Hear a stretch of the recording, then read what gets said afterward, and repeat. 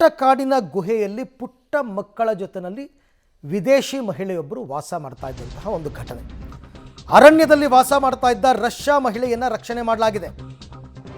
ಉತ್ತರ ಕನ್ನಡದ ಗೋಕರ್ಣದ ರಾಮತೀರ್ಥದ ಅರಣ್ಯ ಅದು. 40 ವರ್ಷದ ಮೋಹಿ, 6 ವರ್ಷದ ಪ್ರೇಯ, 4 ವರ್ಷದ ಅಮ ಎಲ್ಲರನ್ನು ಕೂಡ ರಕ್ಷಣೆ ಮಾಡಲಾಗಿದೆ.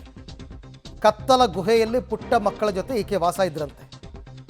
ಸಿಪಿಐ ಶ್ರೀಧರ್ ನೇತೃತ್ವದ ತಂಡ ಗಸ್ತು ತಿರುಗ್ತಾ ಇದ್ದಾಗ ಪತ್ತೆಯಾಗಿದ್ದಾರೆ.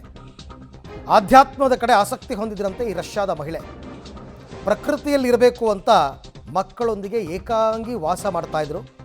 ರಷ್ಯಾದಿಂದ ಬಿಸ್ನೆಸ್ ವೀಸಾದಡಿ ಈಕೆ ಭಾರತಕ್ಕೆ ಬಂದಿದ್ದಾರೆ ಅಂತ ಗೊತ್ತಾಗಿದೆ. ನೋಡಿ, ಯಾರಿಗೂ ಗೊತ್ತಿಲ್ಲ.